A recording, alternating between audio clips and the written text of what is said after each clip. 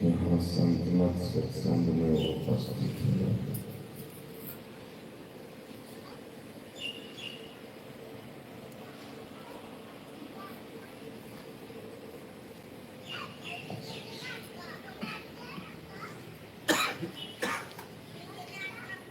सत्संग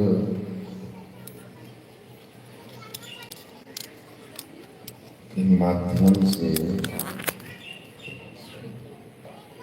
गुरु महाराज कहा करते थे,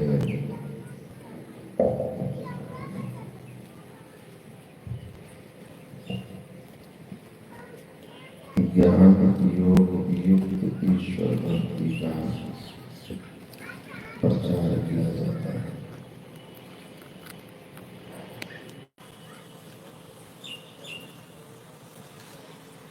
ईश्वर भक्ति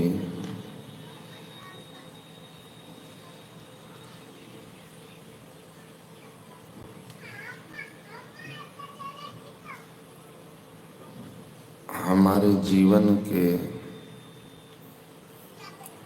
लिए कितना महत्वपूर्ण है, इसका हमें बोध सत्संग में ही होता है।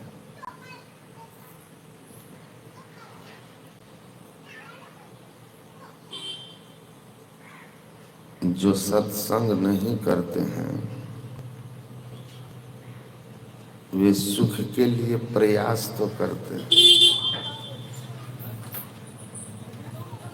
लेकिन दुखी रहते हैं।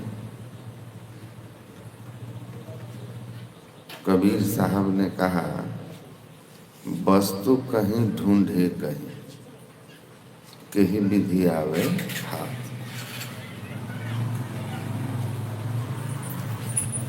जिससे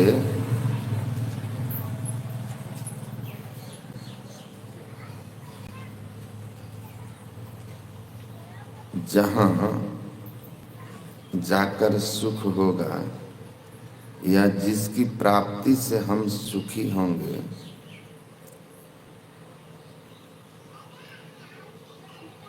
उस वस्तु की खोज न होकर, उस स्थान की खोज न होकर,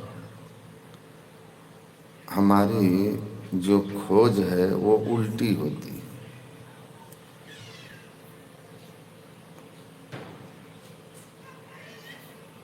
तो हम जो सुख शांति अपने जीवन में चाहते हैं,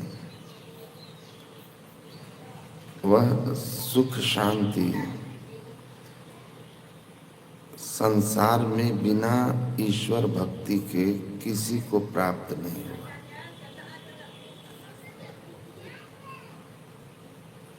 सम्राट हो जाए, महाराजा हो जाए, चाहे बड़े से बड़े उद्योगपति हो जाए, और कहते कहते संतों ने कहा, सदग्रंथों ने कहा, धरती को कौन कहे, आप स्वर्ग के राजा हो जाए, लेकिन आप दुख मुक्त नहीं हो सकते।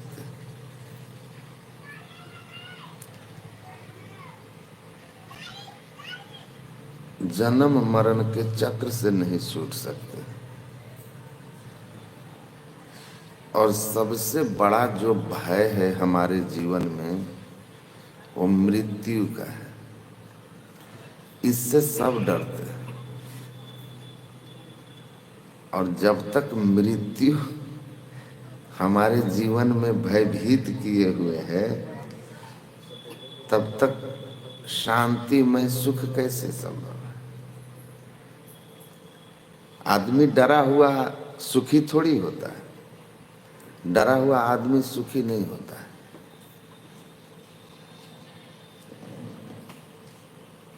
अभी कश्मीर में एक घटना हुई, वहाँ एक हमारे परिचय के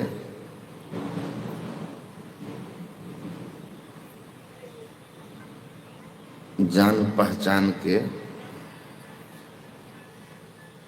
मित्र के रिश्तेदार गए थे वहाँ कश्मीर घूमने।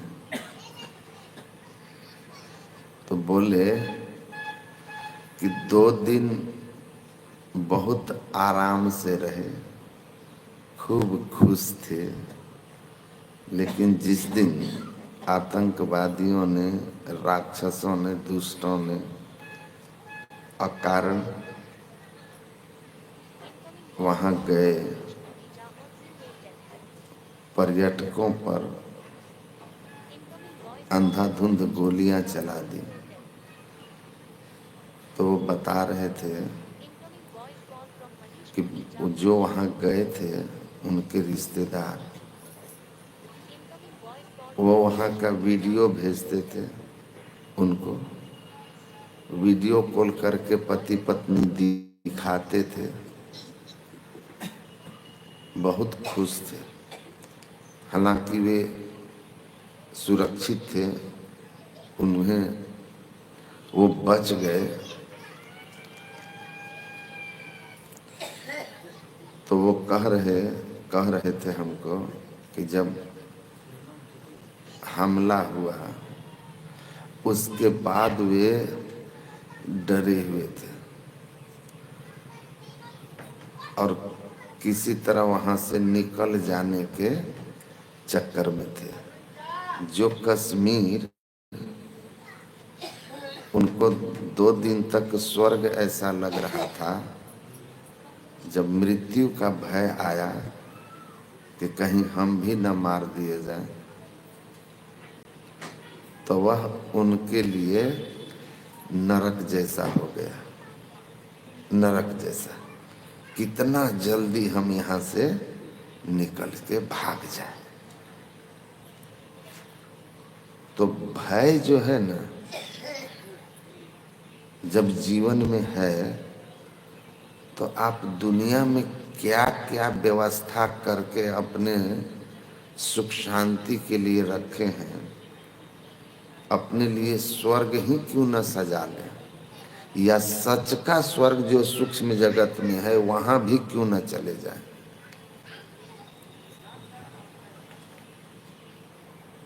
आप सुखी नहीं हो सकते, सुखी नहीं हो सकते।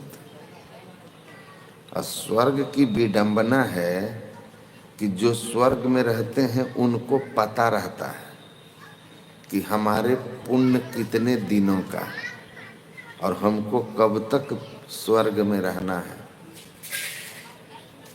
तो मछुआ टोली सबको भगाइए तो वहां से, आप बैठिए ना, वो नवजुवक लोग जा रहे हैं, आप बैठिए।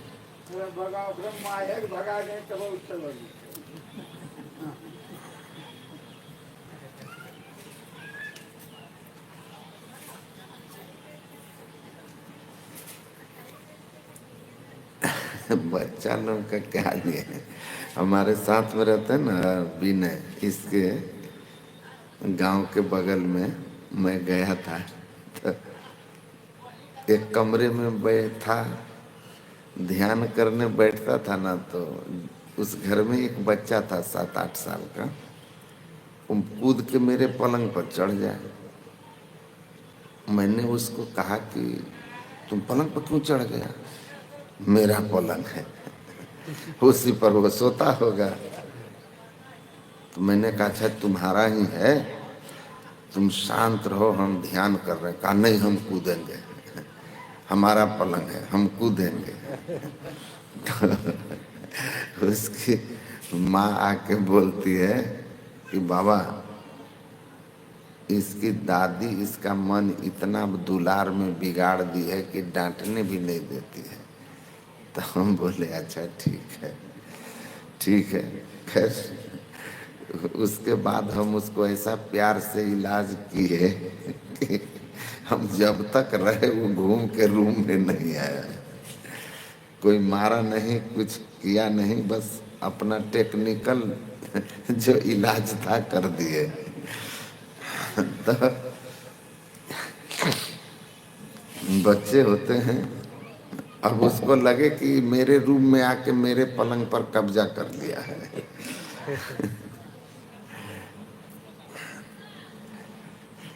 तो मैं कह रहा था कि स्वर्ग की विडंबना है कि जो स्वर्ग पुण्यात्मा जाते हैं, जो देवता होते हैं, उनको पता रहता है कि मेरे पुण्य कितने दिन का, अपनी पूंजी का उनको पता होता है। इसलिए अगर आप कितनों सुख सुविधा में रहिए और आपको यह बता दिया जाए कि आज से 10 साल बाद इस तिथि को आपका जय सिया राम होने वाला है, तो वो 10 साल बाद वाला दिन अभी से दिखाई देने लगेगा। नहीं जानते हैं तो सुबह भी जाना है तो परेशानी नहीं है, पर जान गए हैं तो परेशानी है। रह रह के याद आएगा कि घर द्वार धन संपत्ति बाल बच्चा पोता पोती सब छूट जाएगा, भारी दुख में पहुंच जाइएगा। तो दुखिया हो जाते हैं, मृत्यु का भय सब सुख को समाप्त। तो स्वर्ग में बहुत सुख है, पर देवताओं को अपने उस स्वर्ग के सुख के अंत का पता रहता है। इसीलिए स्वर्ग में सब सुविधाओं के बीच भी देवता बीच बीच में याद कर कर के मृत्यु को, स्वर्ग पुण्य छीन सोई देव स्वर्ग से नरक में आवे, अब भर में उचारे खानी स्वर्ग कही ताहि रिझावे, वो डरे रहते हैं। और डर जैसे आता है ना स्मृति में मृत्यु का, तो स्वाभाविक है कि दुख हो जाता है, दुखी हो जाते हैं। तो यहाँ सब दुखी है। इसीलिए कहा स्वर्ग में जो है वह भी दुखी है, वह भी दुखी है। तो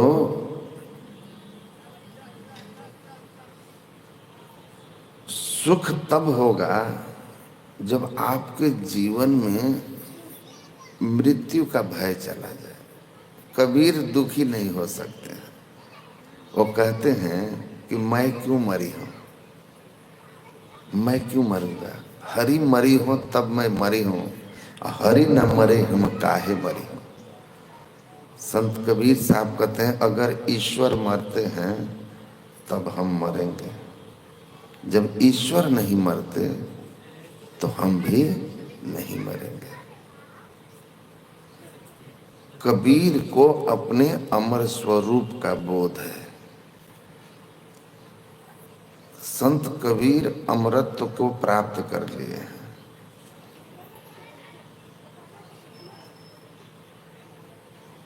संसार में जो भी संत हुए सबने अमरत्व को प्राप्त किया, अमरता को प्राप्त किया, मृत्यु के भय से अपने को मुक्त किया।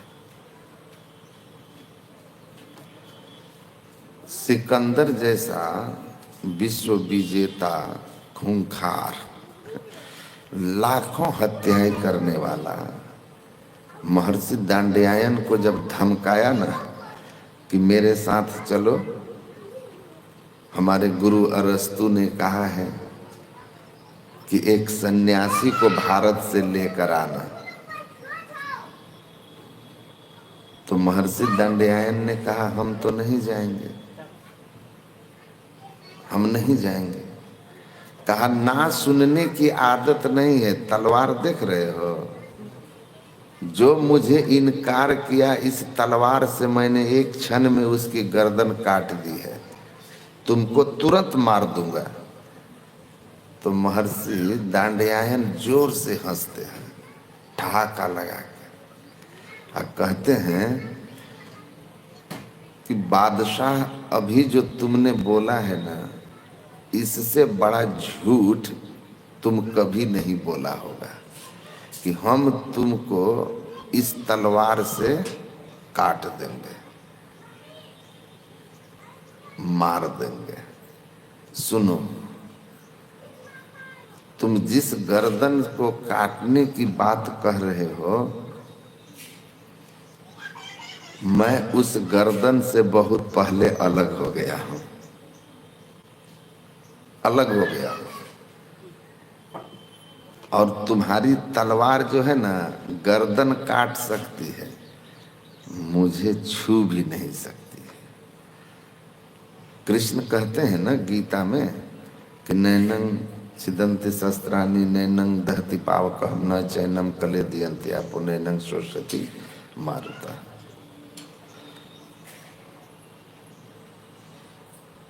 जो आत्मा है वह तलवार से कटती नहीं है, न अग्नि से जलती है, न हवा से सूखती है, न जल से भींगती है।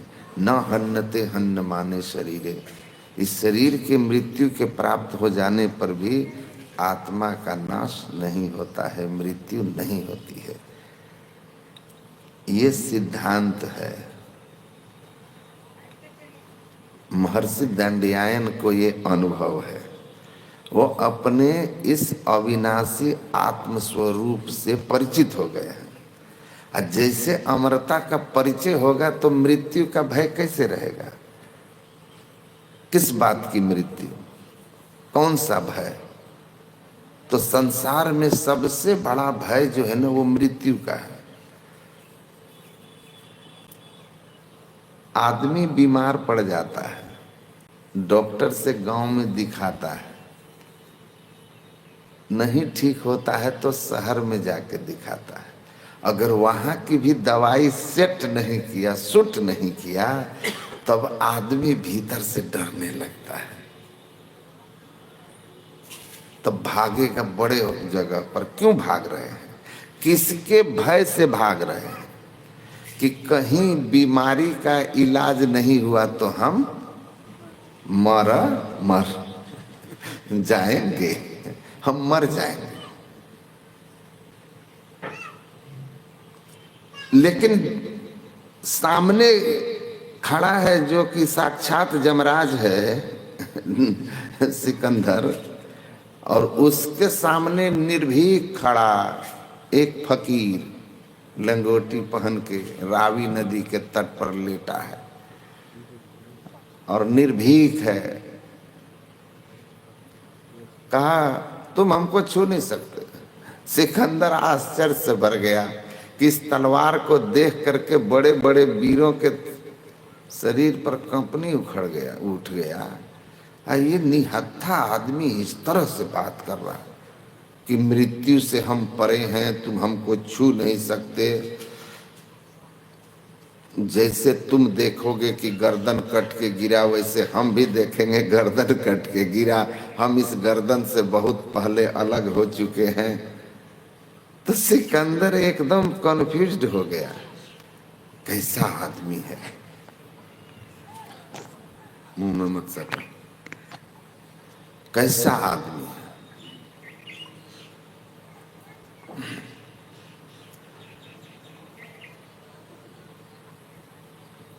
बहुत प्रभावित भी हुआ उसके ऐसे निर्भीकता को देखकर। तो संत जो होते हैं ना, मृत्यु से मुक्त हो गए होते हैं। उनको मृत्यु का भय समाप्त हो गया होता है। मृत्यु तो हमें भी नहीं मार सकती, ना आपको। मृत्यु खूब से खूब हमसे हमारा शरीर छीन सकती है, आपसे आपका शरीर। लेकिन परेशानी यहाँ है कि हम इतने जन्मों से शरीर के साथ में जुड़े हुए आ रहे हैं कि शरीर जिस शरीर को धारण करते हैं उसी शरीर को मैं मान लेता है। और वेद व्यास जी कहते हैं देहाभिमानिनः सर्वे दोषाः प्रादुर्भवन्ति। यह जो ईश्वर अंश जीव अविनाशी चेतन अमल सहज सुख राशि, यह जो जीवात्मा ईश्वर का अंश है, जो अविनाशी है, लेकिन शरीर के साथ जैसे संबंध करता है ना, अपने उस अविनाशी स्वरूप को भूल जाता है।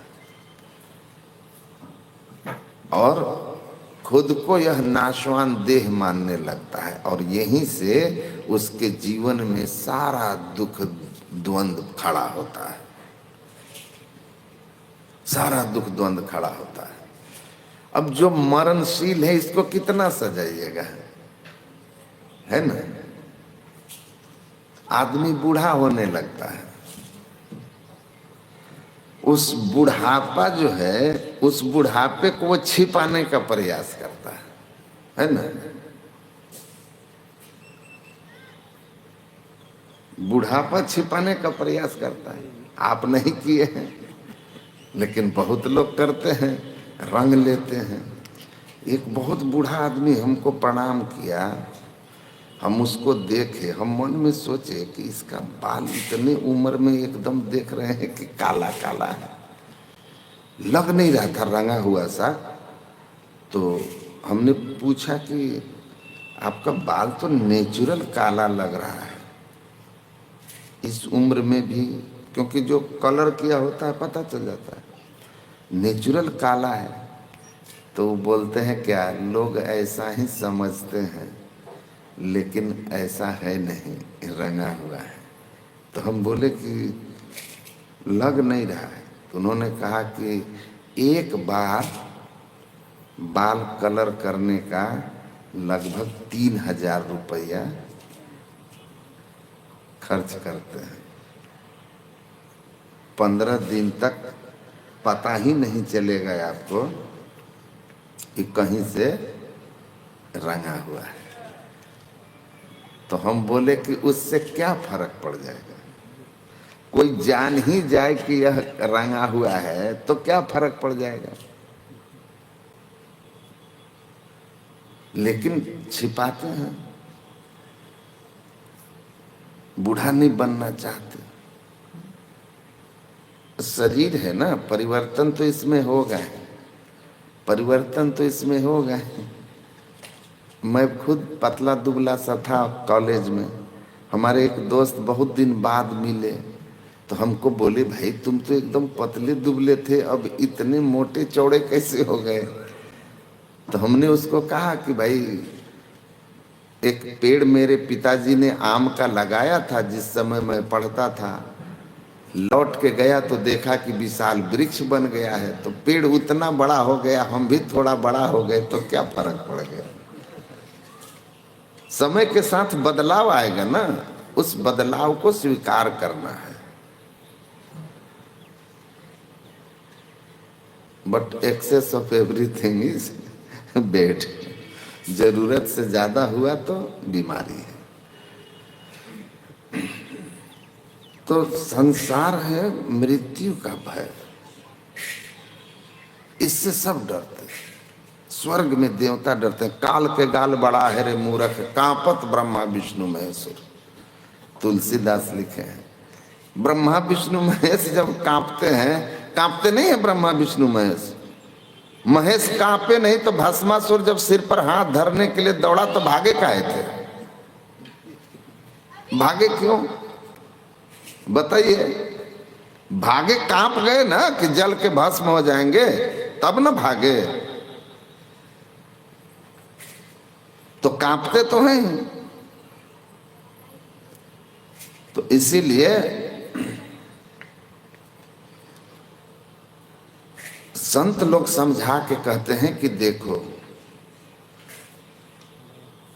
आप सुखी होना चाहते हैं तो सुख कब होगा,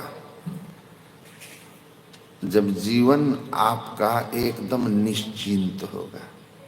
हम एकदम निश्चिंत हो गए, चाह गई चिंता मिटी मनवा बेपरवाह, जाको कछु न चाहिए सोई शहंशाह। जिनके जीवन की चाह नहीं है, पूर्ण काम हो गया, कोई चिंता नहीं जीवन में, कोई भय नहीं,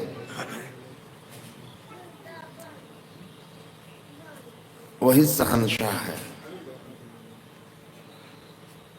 तो हम लोगों को सुखी होना है ना, तो परमात्मा से परिचय करना, परमात्मा को पा लेना, अपने उस अविनाशी स्वरूप को जान लेना कि हम हैं ऐसे। नहीं तो ज्ञान जो है ना, शास्त्र ज्ञान, ये टिकता नहीं है। अगर आप आत्म परिचय नहीं हुआ है तो शास्त्र ज्ञान ज्यादा देर तक नहीं रहेगा। जमराज के सामने की बात छोड़ दीजिए, मुखिया आंख तड़ेर के देख लेगा तो कह दीजिएगा नाला ठीक है, हमको क्या मतलब है। बनाइए आप, बालुए डाल के रोड ढाल दीजिए, लेकिन हम नहीं बोलेंगे। हमको क्या लेना देना है झंझट में फंसे। क्यों डर गए आप? डर गए आप, सच के साथ खड़ा नहीं हो पाते हैं क्योंकि आपको भय है। और देखिए संतों का, सिकंदर के सामने दांडियायन खड़े हैं लंगोटी पहनकर। और जब सिकंदर लोदी का शासन था, एकदम औरंगजेब जैसा क्रूर शासक था वो, कट्टर इस्लाम। उसके राज्य में कबीर साहब जो इस्लाम धर्म के खिलाफ कुछ नहीं सुनना चाहता था, हत्याएं करवा देता था। कबीर साहब का साहस देखिए, कहते हैं कंकर पत्थर जोड़ के मस्जिद लियो उठाए, ता चढ़ी मुल्ला बांग दे के बैरो भयो खुदाए। 72 कसनी पर उनको कसा मारने के लिए, लेकिन कबीर हिलते नहीं है, हिलते नहीं। काशी में रहते थे जहां के कर्मकांडियों का गढ़ है, सब कर्मकांडी, गली गली घर घर में मंदिर है ना। और वो काशी में कहने की हिम्मत है कि पाथर पूजे हरि मिले, तो मैं पूजो पहाड़, याते तो चक्की भली पीस खाए संसार। सोचिए, ये साहस कहाँ से है? मृत्यु के भय से मुक्त है, क्योंकि अपने अमर स्वरूप को पहचान लिया है। जानता है हमको मार ही नहीं सकते आप।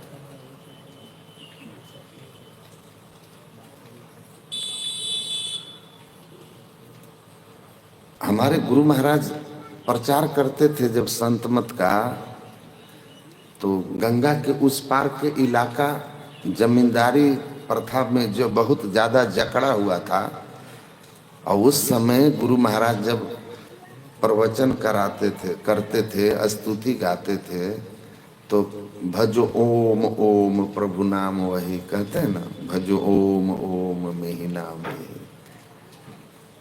तो इतना विरोध होता था कि ये जो मेहिदास है, स्त्री शूद्रा नाम न धीयताम, स्त्री और शूद्र को ओम कहने का अधिकार नहीं है मनुस्मृति के अनुसार। और इस सबको खुलेआम ओम ओम कहवा करके धर्म विरोधी आचरण कर रहा है। कई जगह तो सत्संग हो रहा है और लाठी चला दिया लोग, और एक जगह तो गुरु महाराज को साजिश के तहत जला करके मारने का प्रयास किया लोग। लेकिन गुरु महाराज कहते थे कि मेरा जो काम है वो मैं करूंगा। मृत्यु तो सबको आनी है ना, आज नहीं तो कल।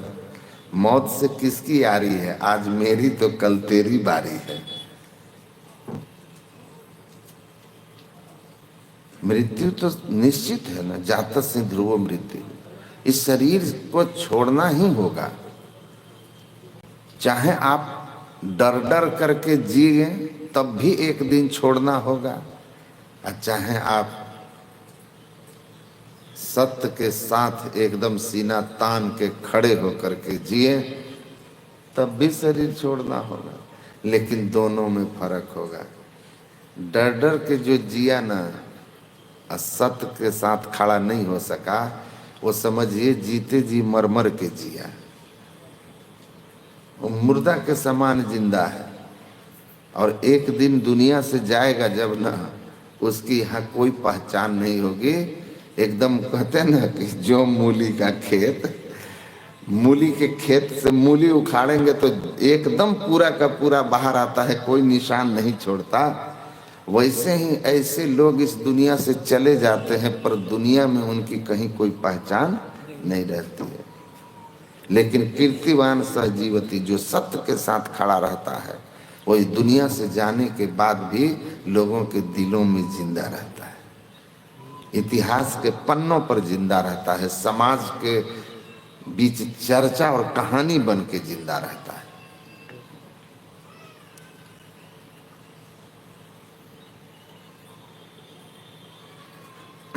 तो गुरु महाराज डटे रहे और एक दिन आया कि आज अब किसी की हिम्मत नहीं है कि आकर कह दे कि ओम ओम क्यों बोलते हो, है ना? हिम्मत है नहीं है।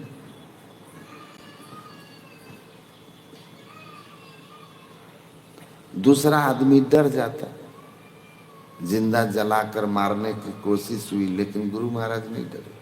उसके पहले भी कई जगह अपमान झेलना पड़ा, लेकिन बिल्कुल मौत से जिसकी मौत का ही भय निकल गया है, उसको अब किसका भय,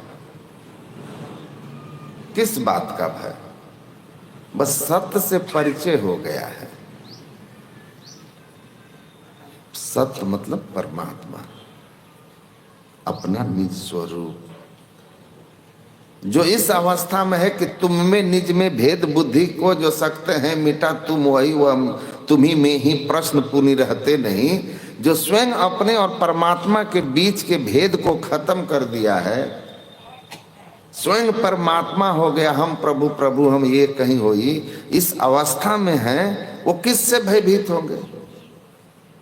उनका सामर्थ्य कैसा होगा? ये प्रकृति द्वय उत्पत्ति लय हुए प्रभु की मौज से, जिनकी एक मौज से यह प्रकृति की उत्पत्ति और विनाश हो जाता है, ऐसे सर्व समर्थ जब सदगुरु महाराज हो जाते हैं, संत हो जाते हैं, तो उनको किससे भय होगा? दुर्योधन कृष्ण जाते हैं कौरव की सभा में शांति दूत बनकर, तो आप देखे ना, दुर्योधन को उसी की सभा में नालायक, बिगड़ा हुआ, कौरव कुल का संहारक सब कुछ कह देते हैं, और वो तब गुस्सा जाता है, गुस्सा करके कहता है कि इस ग्वाले को बंदी बनाओ। भगवान कृष्ण कहते हैं जरा कोशिश करके देख लो, क्योंकि उनको पता है हमको तुम बांध ही नहीं सकते, बांध ही नहीं सकते, हमको मार ही नहीं सकते, नारायण है, तो भय कैसा, भय कैसा? तो संत भी वही होते हैं, तो भय कैसा? इसीलिए कहा दुनिया में एकमात्र सुखी कोई है तो संत सुखी। और गुरु नानक कहते हैं जो सुख को चाहो सदा, शरण राम की ले, कह नानक सुन रे मना, दुर्लभ मानुष देह। तो परमात्मा के शरण लेने वाला इस संसार में सुखी होता है, बाकी सब दुखी। सच कहूं तो कोई न माने, झूठ कहा न जाई हो, अब ब्रह्मा विष्णु महेश्वर दुखिया जिन यह राह चलाई हो।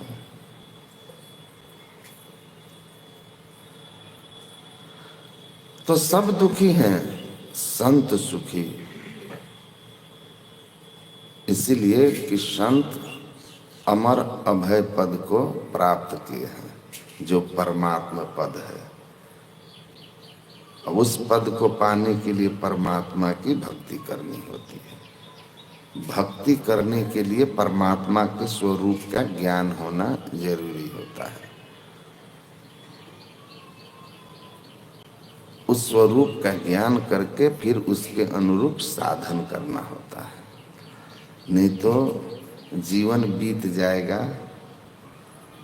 खूब शास्त्र में पढ़ लीजिएगा, हम तो परमात्मा के अभिन्न अंश हैं,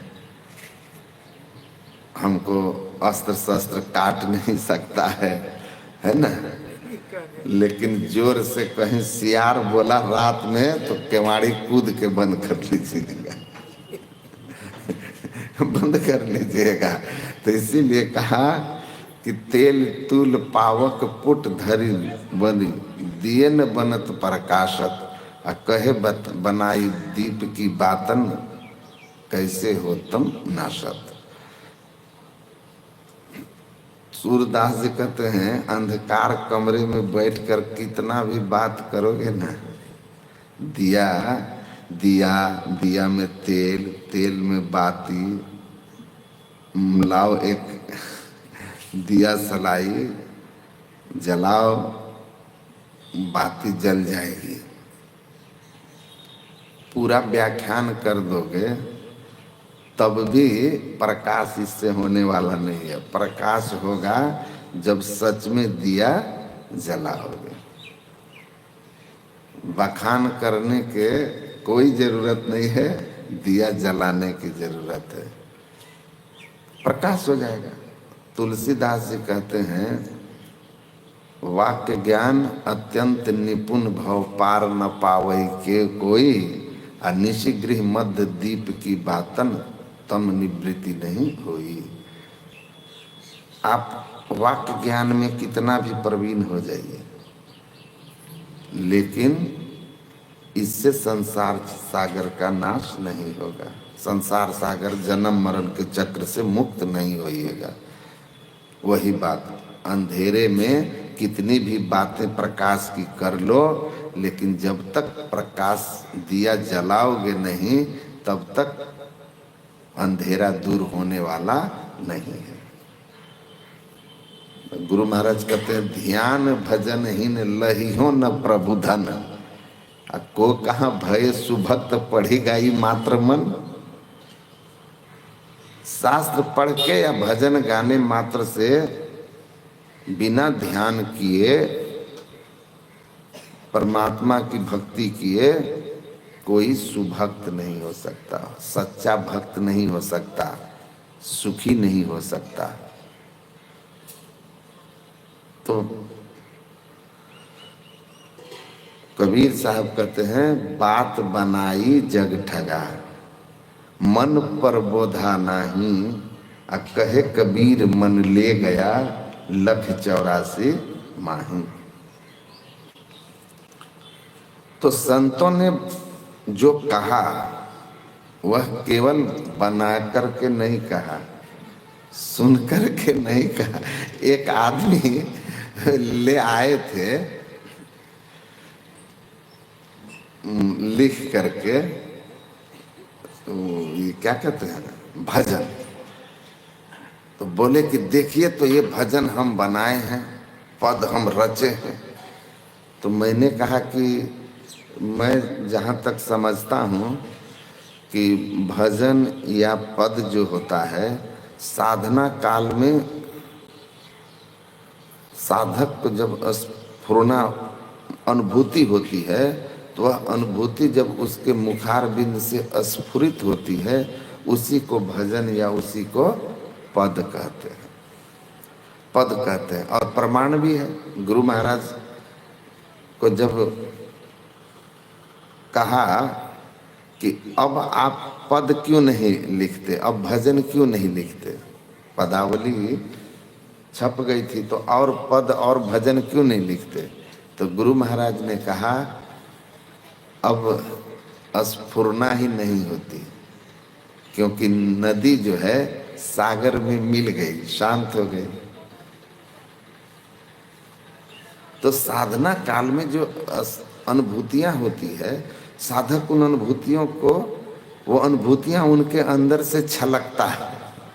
रस भरेगा ना तो छलकेगा, तो छलकता है तो पद के रूप में निकलता है, तो वो पद गाते हैं।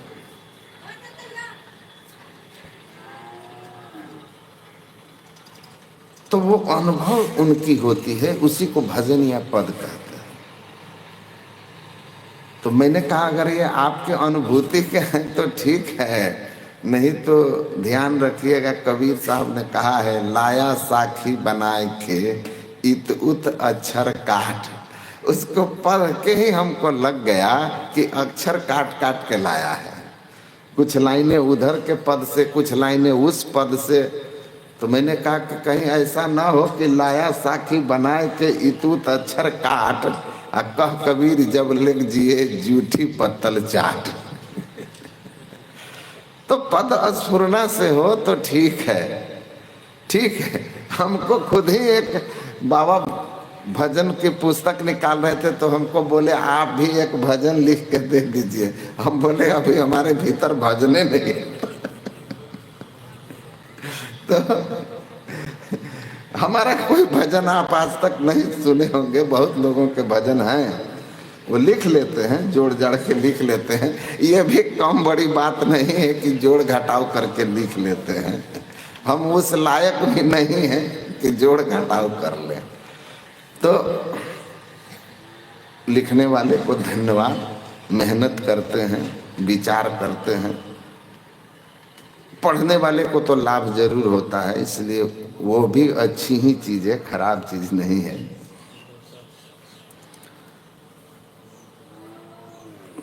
तो हमें परमात्मा की अनुभूति हो, दुख निवृत्ति होगी। तो परमात्मा की अनुभूति के लिए गुरु महाराज कहते थे कि परमात्मा का स्वरूप का ज्ञान होना जरूरी है, स्वरूप का ज्ञान होना जरूरी है, ईश्वर का।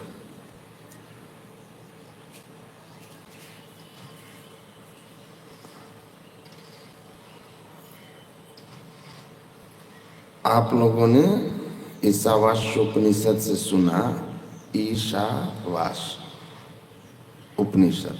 ईश मतलब ईश्वर। हम लोग स्तुति करते हैं ना, सबसे पहले क्या लिखा हुआ है? ईश स्तुति, मतलब ईश्वर की स्तुति। जिस उपनिषद का पाठ हुआ उसका नाम है ईशवास उपनिषद। वास मतलब निवास। ईश्वर का निवास कहाँ है? एक निवास तो इधर बैठा हुआ है, निवास, वास, रहने का स्थान। तो ईश्वर का रहने का स्थान उपनिषद, वेद का जो ज्ञान कांड है, आत्म कल्याण के लिए वेद में जो बातें लिखी हुई है उसको वेदांत कहते हैं। वेद का अंतिम भाग उपनिषद उसी वेदांत के अंश है।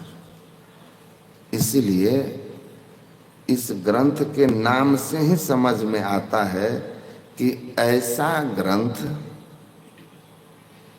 जो ईश्वर के वास स्थान का, रहने के स्थान का व्याख्यान देता है, या उपदेश करता है, या ज्ञान देता है।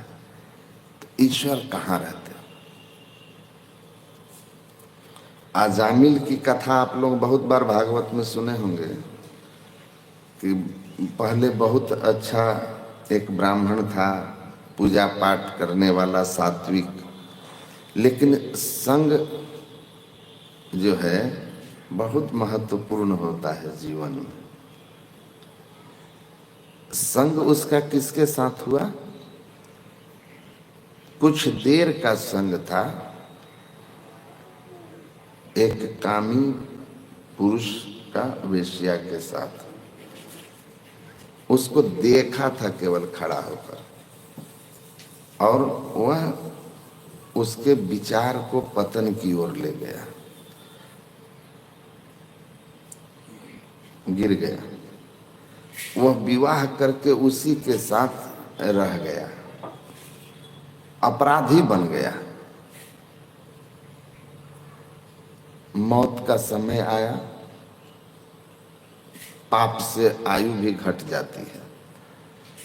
समय इतना पाप किया कि समय से पहले ही जमदूत को आना पड़ा।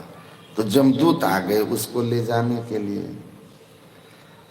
तो जमदूत आए तो जमदूत के डर से वो अपने बेटे को पुकारा। बेटा से बड़ा प्रेम था, नारायण नारायण। तो नारायण के भगवान विष्णु के दूत लोग, देवदूत, सुना कि कोई मेरे स्वामी को पुकार रहा है विपत्ति में, तो वो लोग दौड़ के आ गए। आए तो देखा कि इसको तो जमदूत पकड़े हुए हैं। तो उन लोगों ने मार करके जमदूतों को भगा दिया।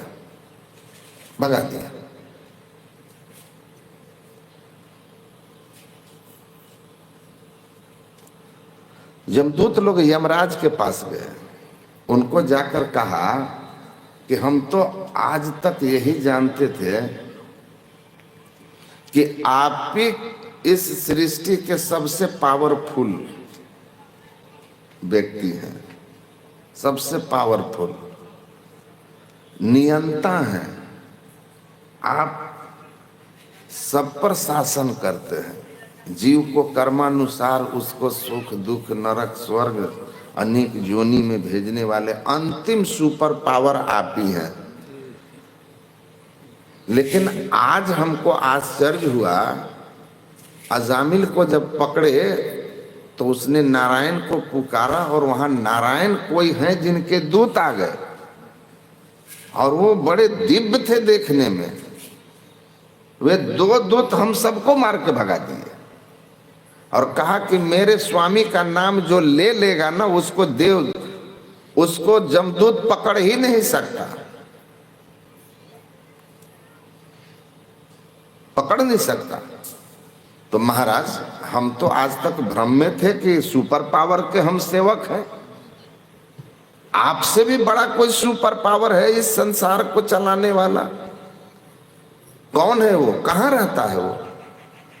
तो यमराज ने कहा कि देखो, हमसे भी बड़ा सुपर पावर है, परमात्मा कहते हैं उसको। हम भी उसी के आदेश से यह काम कर रहे हैं। उन्हीं की शक्ति दी हुई है और उन्हीं का यह पद दिया हुआ है और उन्होंने ही मुझे ये ड्यूटी सौंपी है, तो मैं भी उसी के आदेश के अधीन हूँ। वो अंतिम सुपर पावर है परमात्मा। पूछा कि वो कहाँ रहते हैं, परमात्मा कहाँ रहते हैं? तो यमराज ने कहा कि ओतम प्रोतम पटवदत्त विश्वम, वह इस संसार में ही रहता है, वो सब जगह रहता है, संसार में भी रहता है। किस तरह? ओतम प्रोतम पटवदत्त विश्वम, जैसे कपड़ा है ना, उसमें धागा ओतप्रोत है, उसी तरह से यह संसार में वह परमात्मा ओतप्रोत रहता है। यही बात ऋषि कह रहे हैं कि वह ईश्वर का वास स्थान कहाँ है, रहने का स्थान कहाँ है? तो कहता है ओम ईशावास्यमिदं सर्वम यद किंचित जगत्याम जगत तेन त्यक्तेन भुंजिथा मां गृद्ध कस्य विद्धनम। देखिए, कह रहे हैं वो जो ईश है ना, ईश्वर जो है,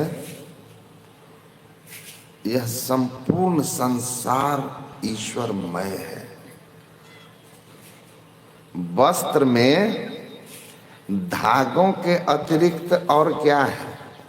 धागा के आधार पर ही वस्त्र की सत्ता है।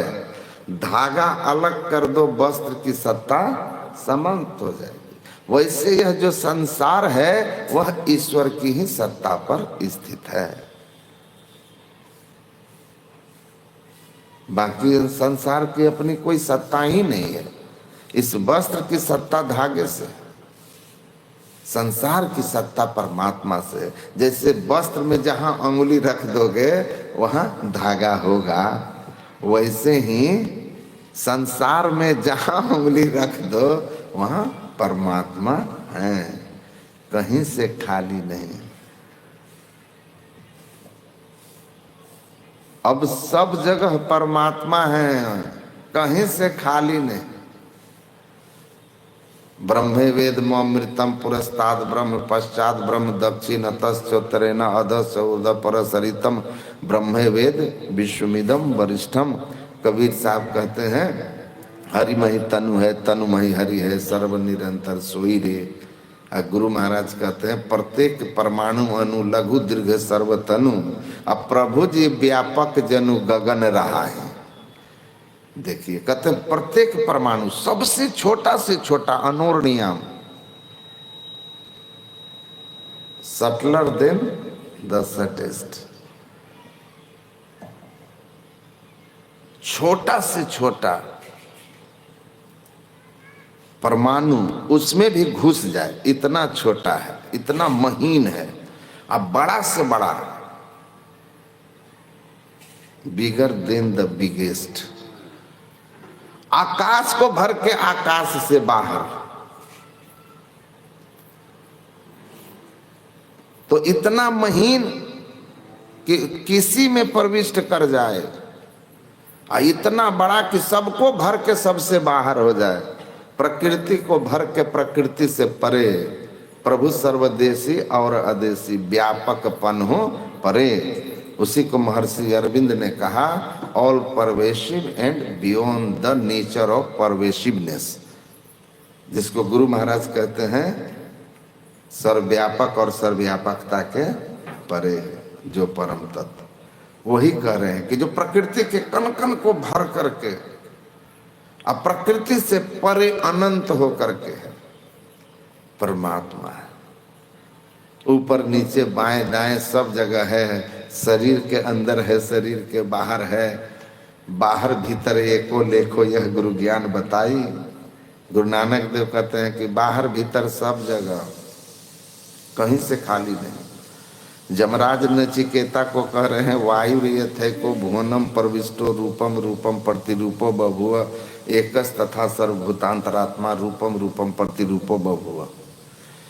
कहते हैं बाहर जो हवा बह रही है वह हवा, और जो हवा किसी पात्र में बंद है वो हवा, दोनों एक ही है।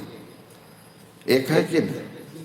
फुटबॉल में फुटबॉल के आकार का, और ट्यूब में ट्यूब के आकार का, गुब्बारा में बेलन के आकार का। मतलब जैसा पात्र होता है उसमें हवा भर जाती है। हम लोगों के फिजिक्स के एक सर थे पुष्कर मिश्रा जी, वो पढ़ाते थे तो कहते हैं एक दिन गिलास में पानी था, तो वो क्या किए कि हम लोगों से पूछे, पहले आधा पानी वाला गिलास रख दिए, एक जग लेके आए क्लास में, और कहते हैं अच्छा तुम लोग बहुत विद्वान हो, बड़े दार्शनिक हो, बड़े साइंस के ज्ञानी हो, तो बताओ तो गिलास की क्या स्थिति है। तो हम लोग बोले कि सर आधा पानी भरा हुआ है बाकी खाली है। तो उन्होंने दूसरा गिलास जो था,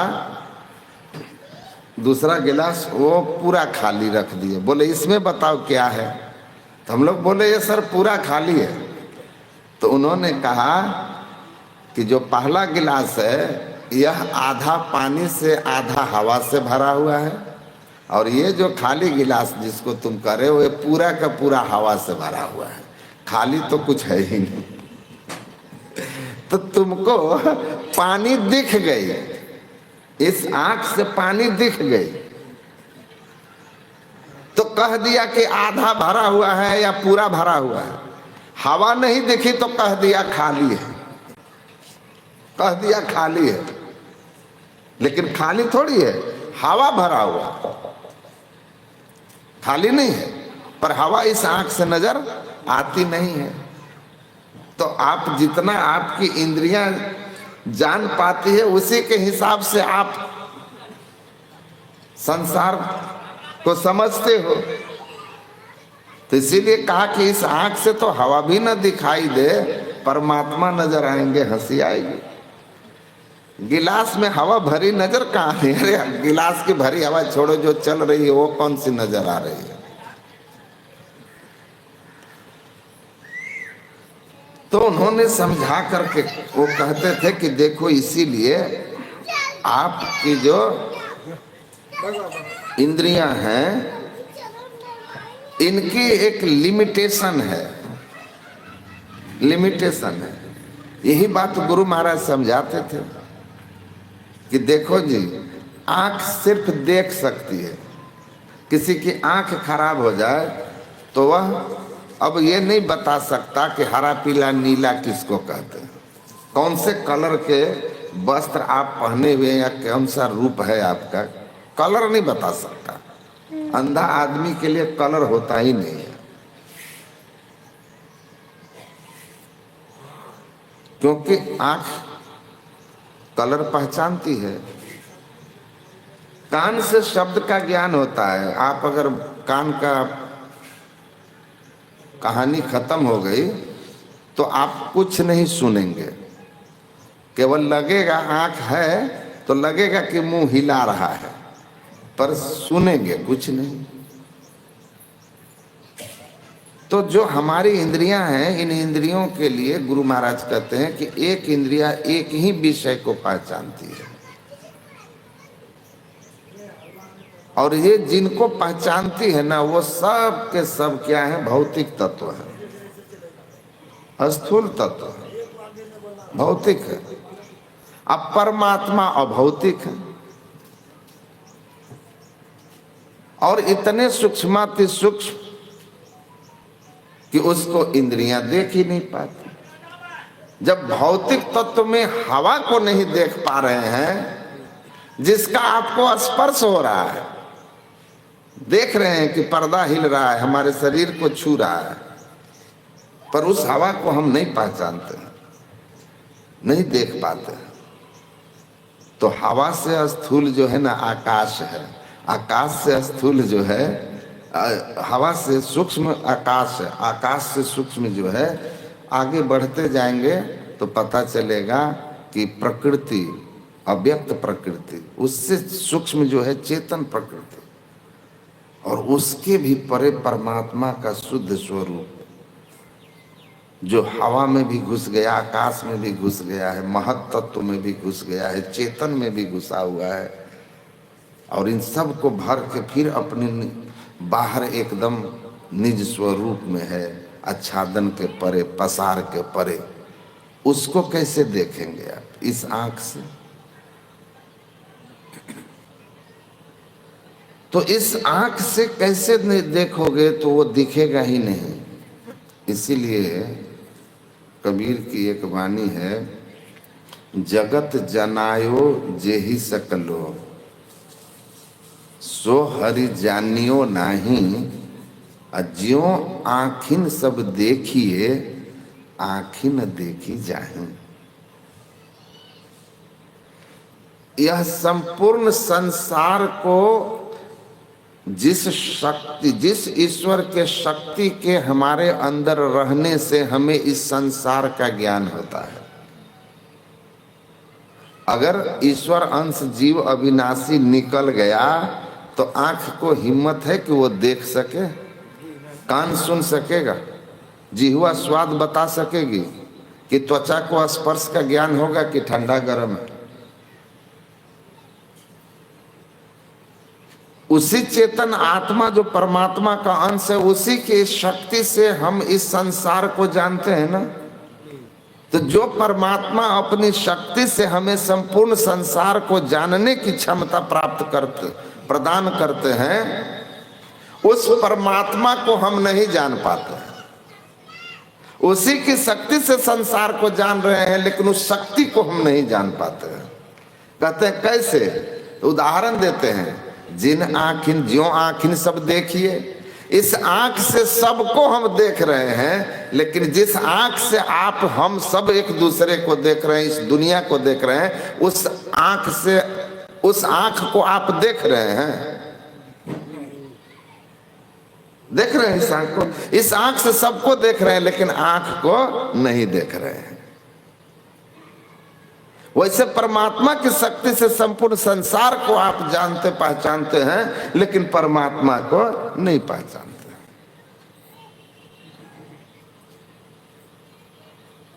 तो कैसे पहचानेंगे? गुरु महाराज कहते थे आंख को देखना हो ना तो दुनिया के और किसी उपाय से नहीं देख सकते हो। आंख जब भी देखोगे तो आंख से ही देखोगे। अपनी भी आंख को देखोगे तो आंख से ही देखोगे। कब?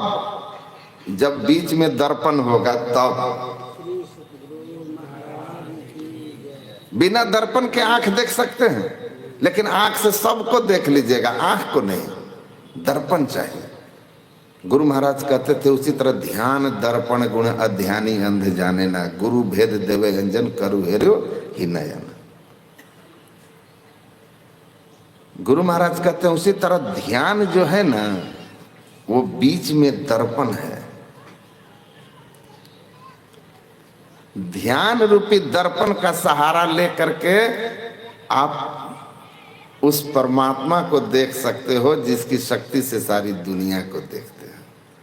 इसीलिए ध्यान भजन ही न लही है ना प्रभु धन।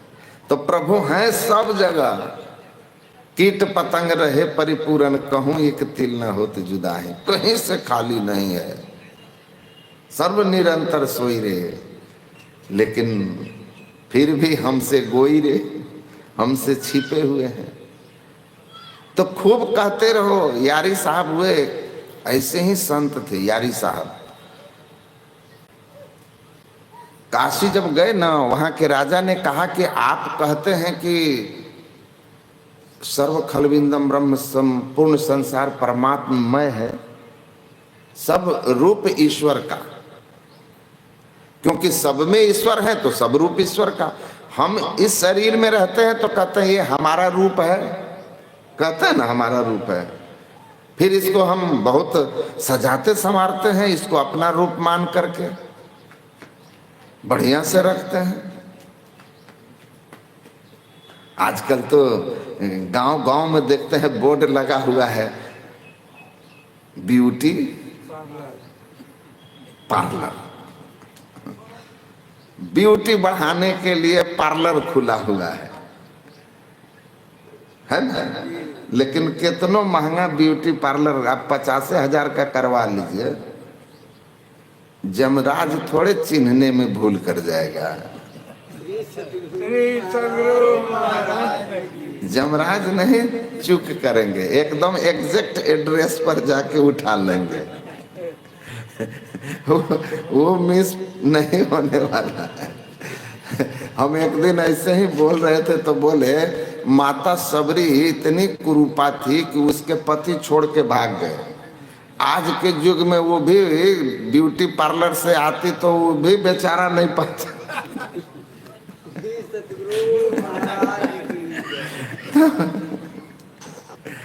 वो तब भी फंस जाती, बच नहीं पाती। ब्यूटी पार्लर वाला समय होता तो माँ बाप जाके करा देता।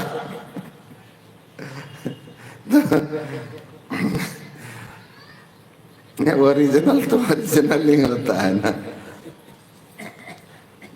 तो क्या कह रहा था मैं कि देखिए, हाँ तो वो तो चलिए ठीक है। यारी साहब कहते थे कि सब जो है ना परमात्मा का रूप है। संत की दृष्टि यही है। संत इसी अवस्था में रहते हैं ना, परमात्मा को पहचान लिया तो पहचान कहाँ होगा? परमात्मा का निवास सब जगह है, परमात्मा सब जगह है, तो उनको सब में परमात्मा दिखता है। जड़ चेतन जग जीव जत सकल राम मैं जानी, सबको जड़ चेतन सब जीव उसको परमात्मा लगते हैं, क्योंकि सब में परमात्मा है। कोई भी वस्त्र देखेगा तो वो कहेगा कि सब वस्त्र धागामय है, सब वस्त्र धागामय है। भेद दृष्टि तो उसके पास है नहीं। जिनकी नजर सोना पर रहेगी वो कभी भेद नहीं करेगा कि पैर का पायल अगर सोने का है और यहाँ जो पहनते हैं मांग टीका या गले का हार, किसी के रेट में कमी है? वजन बराबर रहेगा, ठीक है भाई दे दो, हिसाब बराबर है, क्योंकि रेट एक है। तो यारी साहब जो थे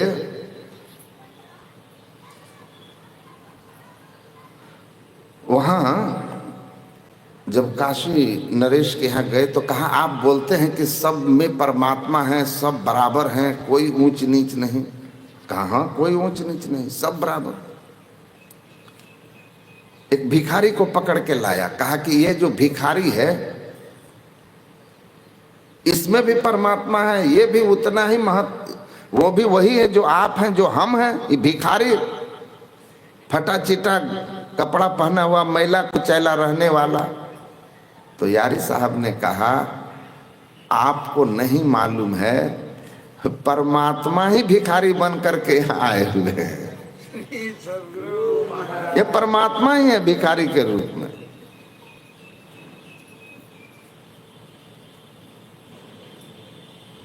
तो उन्होंने, वो बड़ा आश्चर्य हुआ उनको। तब यारी साहब ने कहा सुनो, सोनो को गढ़े कहीं गहनो भी जात हैं, सोनो बीच गहनो और गहनो बीच सोनो है। सोनो को तो जान लीजिए, गहनो बर्बाद कीजिए। यारी सब सोनो, ये में कौन ऊंच नीच है? अलग अलग स्थान पर सोने के बने हुए जेवर अलग अलग नाम से जाने जाते हैं। नाक में पहनने वाले का नाम अलग हो जाता है, कान वाले का नाक अलग हो जाता है, गले में अलग नाम है, अंगुली में अलग नाम है, पैर की अंगुली में अलग नाम हो जाता है, पैर में अलग नाम हो जाता है, बाजू में अलग नाम। चूड़ी कहते हैं, सोने की चूड़ी। तो कहते हैं कि स्थान पर सोना जो है जहां हम यूज कर रहे होते हैं उसके हिसाब से उसको बनाया जाता है। लेकिन सोना से जेवर बना देने पर उसके भले ही आकार प्रकार बदल जाते हैं, इसलिए उसका नाम बदल जाता है, रूप बदल जाता है। लेकिन जो वास्तविक तत्व है सोना, उसमें कोई अंतर होता है? सोना तो सोना है, भाव वही होगा। चाहे नाक का सोना हो, जितना भरी के रेट उसका होगा, पैर वाले सोना भी उतने तोला एक समान रेट का होगा, कोई अंतर नहीं होगा। तो उन्होंने कहा कि सोना को जो पहचान लिया ना, जो धागे को पहचान लिया, उसको साड़ी का, कुर्ता का, धोती का, गमछा का, रुमाल का, सलवार सूट का अंतर रहेगा? वो धागा को देख रहा है सब एक। यहाँ जितने लोग बैठे हैं नारी पुरुष हैं, अगर हमारे आंख में एक्सरे मशीन जैसा कुछ लग जाए तो यहाँ हमको नारी पुरुष दिखाई देगा कि केवल हड्डियों का ढांचा दिखाई देगा? कुछ रहता है? अब बता दीजिएगा आप देख कर एक्सरे में कि स्त्री का मतलब कि एक्सरे है कि पुरुष का एक्सरे है? नहीं बता सकते, क्योंकि वह रूप के परे जाकर के देख रहा है हड्डी को। वैसे संत होते हैं, अभिगत अंत अंत अंतर पटगम अगाध गोई, सुन्नी सुन सुन के पारा अगुण सगुन नहीं दोई। वे प्रकृति के सबसे अंतिम अवस्था तक पहुंचते हैं। और वो अंतिम क्या है? परमात्मा, जिसको हम कहते हैं सब क्षेत्र क्षर अपरा परा और अक्षर पार में, शून्य शून्य शून्य के पारा, अंधकार प्रकाश और शब्द के 3 शून्यों के परे। वह जो है न निर्गुण है न सगुण है, वह जो है वाणी से परे है, वह परमात्मा है। संत वहां, संत की दृष्टि वहां रहती है। यहाँ तो चमड़े के अंदर जो एक्सरे की दृष्टि चली गई, स्त्री पुरुष के भाव से ऊपर उठ गया, ब्राह्मण क्षत्रिय वैश्य शूद्र से ऊपर उठ गया। ना ब्राह्मण न शूद्र न सैयद शेख है, हम तुम को ना ही बोलता एक है, दूजा नहीं दूजा को ना ही आही तहकीक है। अरे हरे पलटू लाख बात की बात कहाँ हम ठीक है। तो एक्सरे मशीन स्त्री पुरुष के भेद को मिटा देता है, हिंदू मुस्लिम के भेद को, ब्राह्मण क्षत्रिय वैश्य वाली भेद को खत्म कर देता है। कौन है पता नहीं, जो हड्डी कितना अंदर घुस करके देख रहा है, अंतिम प्रकृति के पार जिसकी दृष्टि पहुंच गई है, उसको कहीं कोई भेद दिखाई देगा? कोई भेद रहेगा? नहीं रहेगा, कोई भेद नहीं रहेगा। इसीलिए शंकराचार्य जी कहते हैं कस्तुम, कौन है तुम? तो कहते हैं कि ना हम मनुष्यो न देव यक्षो न ब्राह्मण क्षत्रिय न वैश्य शूद्रो न ब्रह्मचारी न गृही बनस्तो भिक्षुर न चाहम निजबोध रूप निजबोध रूप निजबोध रूप शिवोहम शिवोहम शिवोहम। कौन हो तुम? तो कहते हैं न ब्राह्मण है न क्षत्रिय है न वैश्य है न शूद्र है न आदमी है न देवता है न यक्ष है न गंधर्व है न ब्रह्मचारी है न गृहस्थ है न विरक्त है न सन्यासी है। इनमें से कोई उपाधि हम नहीं है, हम तो शुद्ध बुद्ध आत्मा हैं, शिव हैं, परमात्मा हैं। और ये सब घट दिशे आत्मा सर्व खलविंदम ब्रह्म, मैं वही शिव हूं और संपूर्ण सचराचर जगत शिवमय है। शिव ही का रूप है, ईश्वर परमात्मा का ही रूप है।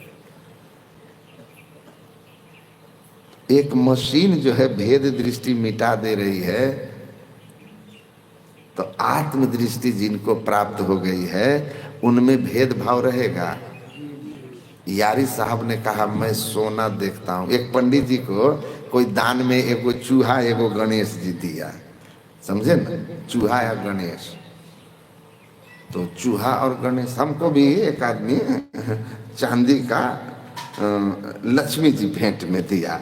तो हम बोले कि ठीक है, दिए तो हम लिया, लेकिन हम तो इसका पूजा नहीं करेंगे। पूजा तो हम करेंगे, लक्ष्मी जी की पूजा हम, जिनको लक्ष्मी चाहिए करें। लक्ष्मी समझते हैं ना। तो हम बोले आप दिया, हम लिया, लेकिन हम इसको किसी और को दे देगा, हम इसको क्या करेंगे?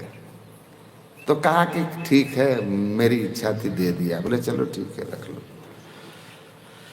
पर हम तो उसको चांदिए समझ के ले लिए थे।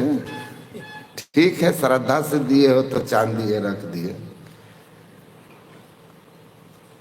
बाजार में ले जाएंगे तो उसको बेचने के लिए अगर मान लिए ले जाएं, हम कहें कि लक्ष्मी जी को लाए हैं, इसका रेट लगा दीजिए, ये तो आप जान लीजिए कितना महंगा है, लक्ष्मी जी है, माले माल हो जाइएगा। दुकानदार जो है चांदी के रेट को छोड़ के और कोई रेट लगाएगा? उसके लिए लक्ष्मी जी नहीं है, वो चांदी है। तो पंडित जी को जो है एक सोना का चूहा, एक गणेश सोना का, कोई अमीर आदमी अपने यहाँ हवन वगैरह कराया तो दान दे दिया। तो ले जाकर पंडित जी रखे थे। पंडित भले आदमी थे, समय आया बेटी की शादी करनी थी, तो बेचारा सोचा कि क्या करेंगे, बेच करके पैसा ले आते हैं और विवाह कर लेंगे, रखा हुआ है बक्सा में। तो चले गए सोनार के यहाँ, जाके कहा कि सुनिए ना, जरा ये गणेश चूहा है मेरे पास, इसको ले लीजिए, जो दाम होता है दे दीजिए। तो ले लिया, नाप लिया। उसके बाद पूछा कि क्या रेट लगाए? तो कहा 20,000 भरी। कहा कि गणेश जी का क्या भाव है, चूहा का क्या भाव? तो कहा दोनों 20,000 रुपया भरी। तो कहा आप नास्तिक हैं क्या? भगवान को नहीं मानते हैं? बोला मानते हैं महाराज, लगा रखे हैं भगवान का फोटो, रोज आते आते दुकान खोल के पहले भगवान को अगरबत्ती दिखा करके पूजा फूल कर चढ़ा के तब हम अपना काम शुरू करते हैं। आप कह रहे हैं नास्तिक हैं, तो कहा कि तो आप आस्तिक हैं, भगवान को मानते हैं, तो गणेश भगवान है, चूहा सवारी दोनों का एक रेट कैसे लगा दिए? चूहा सवारी ना है और गणेश भगवान है, एक के रेट लगा दिए। तो वो कहता है कि पंडित जी हमें सुना ये दुकान चूहा या गणेश खरीदने के लिए नहीं खोले हैं, हम सोना खरीदते हैं, समझे ना, हम सोना खरीदते हैं। चूहा और गणेश आपकी नजर में, हमारे नजर में सोना। अगर गणेश जी चांदी के रहते या चूहा सोना का, तो रेट किसका ज्यादा कम हो जाता? चूहे का रेट बढ़ जाता है ना, चूहा का रेट बढ़ जाता, गणेश जी घट जाते। लेकिन दोनों सोना है, एक समान रेट है। तो सोनार देख रहा है किसको? तत्व को। किससे बना है? उसकी नजर तत्व पर है। और पंडित जी की नजर किस पर है? रूप पर। रूप है, सोना से एक रूप बना जिसका नाम गणेश, और सोना से एक रूप बना जिसका नाम चूहा। पूंछ लगा दिया, चार पैर लगा दिया, चूहा हो गया, है ना। हम लोग भी पहले बचपन की बात बताते हैं, वो एक पर्व आता है तो उस नहीं वो कर्मा धर्म नहीं, उसमें बनाते हैं घर में माताएं लोग। तो वो क्या करते थे ना कि वो जो बनाते हैं ना, वो कसार टाइप का, कसार बोलते हैं उसको, लाई बनाते हैं वगैरह ये सब खाने के लिए। तो क्या करते थे ना कि चीनी का पाक से जैसे मिलाया भुना हुआ चूड़ा में, लड़वा जिसको बोलते हैं, तो उसी को क्या करते थे कि एक तो सिंपल बनता है गोल गोल या चौड़ा टाइप का, तो उसी में क्या करता था लोग कि हम लोग बोलते थे ना कि जो बहन थी बड़ी, तो उसको बोलते थे, बड़ी बहन थी ज़्यादा उम्र में बड़ी थी, तो बोलते थे हम लोग कि दीदी थोड़ा इसको बढ़िया बना दो। तो वो क्या करती थी ना, उसी को शेप दे देती थी, हाथी बना देगी समझे ना, चिड़िया बना देगी, अलग अलग रूप उसको और डिजाइन बना देती थी। अब हम लोगों को देती थी तो हम लोग कहते थे कि हम लेंगे चिड़िया, हम लेंगे समझे कि नहीं। मेरा भाई था हमसे बड़ा, वो कहता था नहीं चिड़िया हम लेंगे, तुम जो हम देंगे उसको तुमको लेना। हम बोले नहीं, हम छोटा है, पहले हम उठाएंगे, हमको चिड़िया, आप भालू ले लीजिए, आप बंदर ले लीजिए। लेकिन भालू बंदर चिड़िया ले करके मुंह में डालते थे तो सबका टेस्ट एक जैसा आता था, वही चूड़ा में गुड़, है ना। स्वाद एक था, तत्व एक था, रूप अलग अलग। तो भेद दृष्टि खत्म हो जाती है जब तत्व पर दृष्टि जाती है। तो संत जो होते हैं ना, परमात्मा को ढूंढने कहीं बाहर नहीं जाते, उनको पता होता है कि परमात्मा सब जगह है, हमारे भीतर में भी है। अंतर बाहर एको लेखो, यह गुरु ज्ञान बताई।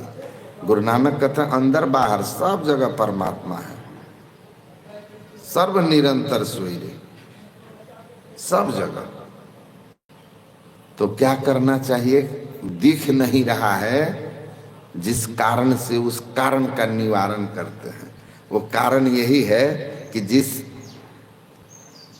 आंख से दिखेगी वो आंख हमारे पास नहीं है नेरे सुझत नहीं, अल्यानत सो जिंद, तुलसी या संसार को भयो मोतिया बिंद। मोतिया बिंद हो जाएगा, कुछ दिखाई नहीं देगा। पता चलता है मोतिया बिंद वाले को, आंख के ऊपर पर्दा पड़ गया, अब दिखाई नहीं दे रहा, तो मोतिया बिंद। एक बूढ़ा थे हमारे पड़ोस में, तो वो अपने पोता सबको कहते थे ना कि पानी लेके आओ, भोजन लेके आओ। और उनको मोतियाबिंद जबरदस्त हो गया था। तो पोता भी था बहुत उदंड, कहता था ए बुढ़ऊ कौठो उंगली बताइए तब पानी लाएंगे। अब उनको दिखाइए नहीं दे, बताएं कैसे। तो अंदाजे पर बोलते थे 4 अंगुली। ए बुढ़ऊ 2 गो है, अच्छा अबरी बताइए। दादा का रे डंडा किधर है। अब पोता सब बड़ा मजाक करे। बाद में उनको ले गया नेपाल। बेटा फौजी था, फौजी था, छुट्टी से आया तो लेके गया उनको नेपाल। जाके मोतियाबिंद का ऑपरेशन करा दिया लहान में। वहाँ से आए तो अब तो भाई भक भक दिख रहा है। अब पोता को बोलते हैं रे पोता पानी ले आओ। तो बच्चा सब था। अरे बुढ़ऊ कौठो उंगली, तो बोलते थे कि 2 गो और कब। कहीं बाप बुढ़वा को तो दिखने लगा। अब मजाक मत करना, न तो लाठियों देख लेगा फट से। पहले तो कहाँ रे लाठी करते थे ना, तो ये लोग भाग जाए। कहता अब मजाक मत करना, इसको दिखता है लाठियों दिख जाएगा तुरंत मारेगा। तो मोतियाबिंद के कारण जो है दिख नहीं रहा।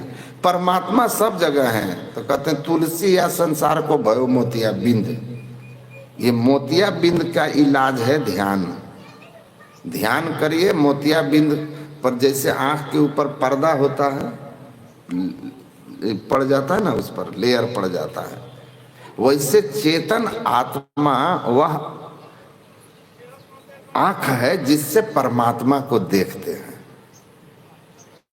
गुरु महाराज के प्रवचन में है कि आपके इष्ट का शरीर जितने हैं उन सभी शरीरों को पार करके शुद्ध स्वरूप आपका इष्ट का रहे, और आप अपने सभी शरीरों को पार करके अपने स्वरूप में रहे। और तब दोनों का स्वरूप एक दूसरे से मिल जाएगा, एक मेक हो जाएगा। तो स्थूल सूक्ष्म कारण महाकारण केवल और शुद्ध परमात्मा का स्वरूप, इन 5 के पार हमारा भी वही हाल है। बस हम सीमा में हैं, वो असीम हैं। हम एक शरीर में बद्ध हैं, वे संपूर्ण संसार को भर के संपूर्ण संसार से परे परमात्मा है। तो अपने सब शरीरों को पार कर जाइएगा। तो गुरु महाराज का जो ध्यान कर रहे हैं, इनका जो शुद्ध स्वरूप है, ईश्वर रूप सदगुरु इष्ट देव, इनके संपूर्ण शरीरों को पार कर जाइएगा तो इनका जो शुद्ध स्वरूप है वह अनंत है। आप अपने सब शरीरों को पार कर जाइएगा तो आप ईश्वर अंश जीव अविनाशी चेतन अमल सहज सुख राशि उस अनंत स्वरूप के साथ एक मेक होकर हम प्रभु हम एक ही हो जाइएगा। तो अपने सारे शरीर के आवरण को हटाइए। ध्यान इसीलिए करते हैं कि हमारे ऊपर अंधकार प्रकाश और शब्द के 3 प्राकृतिक पर्दे हैं। इन 3 प्राकृतिक पर्दों से पार जाना और सर्वेश्वर से एकता का ज्ञान प्राप्त करके मोक्ष पा लेने का मनुष्य मात्र अधिकारी है। तो ध्यान इसीलिए करते हैं, तह जाओ जहाँ प्रकट मिले हुए, तो आत्मदृष्टि हमें प्राप्त हो जाए, इसके लिए साधना करते हैं। तो पहले उसी के लिए मानस जप है, फिर मानस ध्यान है, फिर जिसको हम बिंदु या ज्योति ध्यान कहते हैं, सुषुम्ना ध्यान कहते हैं। इससे हम अंधकार मंडल को पार करके प्रकाश मंडल में जाते हैं। फिर चौथी क्रिया नाद की साधना है, उससे हम शब्द मंडल को भी पार करके अपने शुद्ध स्वरूप को पहचानते हैं। तब आत्मदृष्टि खुल जाती है, तब परमात्मा सब जगह नजर आने लगता है। मोतियाबिंद साफ हो गया।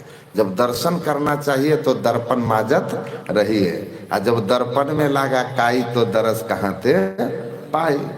तो दर्शन करना चाहते हैं तो दर्पण माजते रहिए, दर्पण माजते रहिए, साफ करते रहिए। दर्पण कैसे साफ करें? गुरु महाराज कहते हैं चेतन आत्मा जो आप हैं वह दर्पण है, और उस दर्पण पर काई क्या लगा हुआ है? 4 जड़ शरीर का, स्थूल सूक्ष्म कारण महाकारण का 4 जड़ शरीर, या अंधकार प्रकाश और शब्द के 3 पर्दे, बात एक ही। 4 शरीर पार करो, 3 पर्दा पार। तो ये जो है ना मैल के रूप में है, चेतन आत्मा के ऊपर से इस मैल को हटाना है। कर दृष्टि और धन योग साधन ये हटाना चाहिए। इनके हटे माया हटेगी, प्रभु से होगी एकता, फिर द्वैतता नहीं कुछ रहेगी। आप में परमात्मा में कोई दूरी नहीं रह जाएगी। नदी सागर में मिलकर एक मेघ हो गया। तो आत्मदृष्टि पा लीजिए तो परमात्मा तो सब जगह है ही है।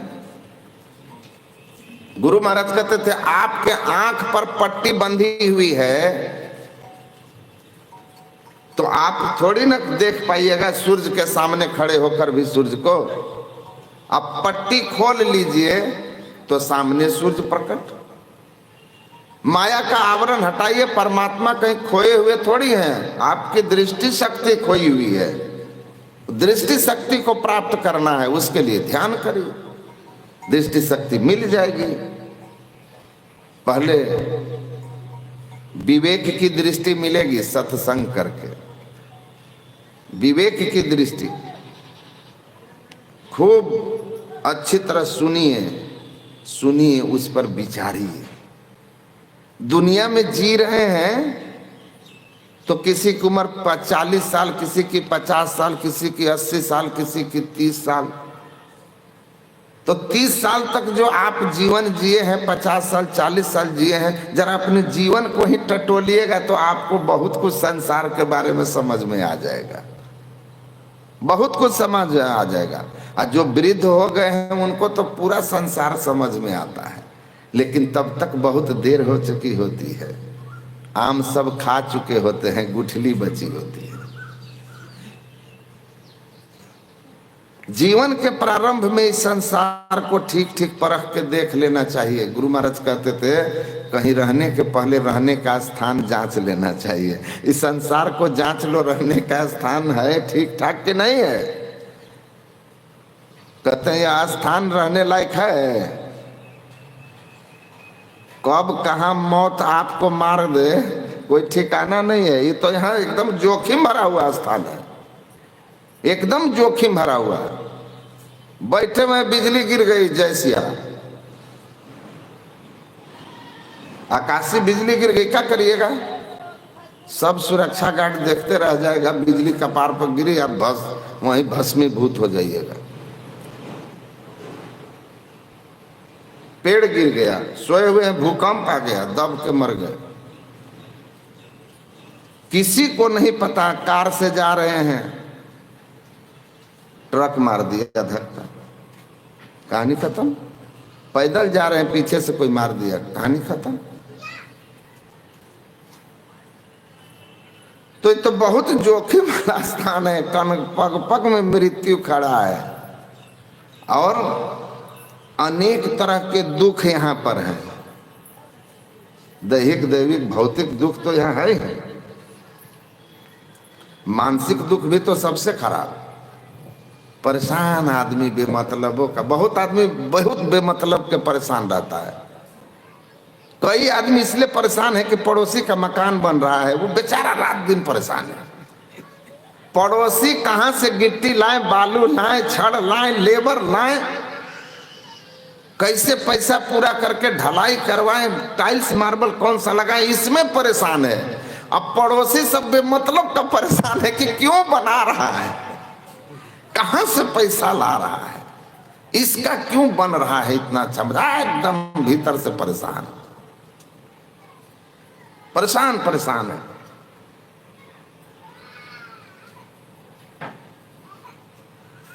आप फेल हो जाइए, 10 लोग आके कहेंगे कोई बात नहीं, फिर मेहनत करो।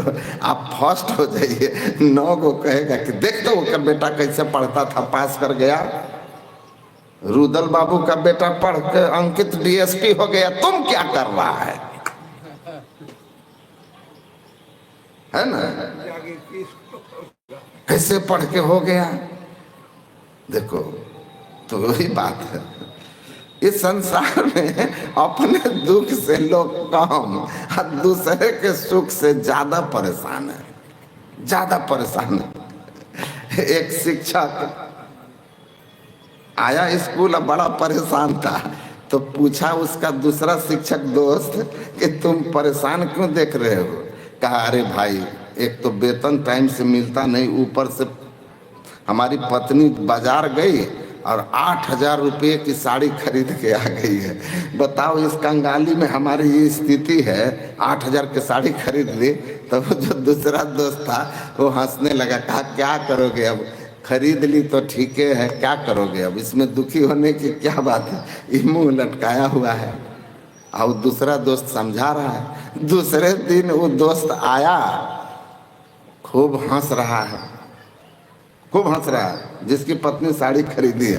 तो ये बोल रहा है कि तुम आज बहुत खुश हो, अच्छा लग रहा है, कल बहुत दुखी थे।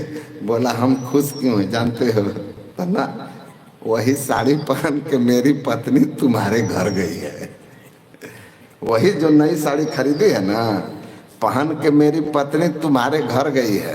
अब उस साड़ी देखने के बाद तुम्हारी पत्नी कहेगी वही सन्नी साड़ी चाहिए। तो तू बाबू कल फंसेगा, अब तू फंसने वाला है, इस बात से हम खुश हैं। तुमको फंसते देख करके अब हम खुश हैं। वो दूसरे दिन बेचारा आया, कहा तुम खुश हो लो, हम अब उसी दुख में फंस गए। तो यहाँ तो देखा देखी वाली बात होती है। तो अपने दुख से कम दूसरे के दुख से ज्यादा लोग खुश हैं। वो खुश हो रहा है कि भले गई है आज, ये बाबू अब अपना समझेगा। तो यही संसार है। यहाँ फालतू के लोग परेशान ज्यादा रहते हैं, फालतू के परेशान ज्यादा रहते हैं।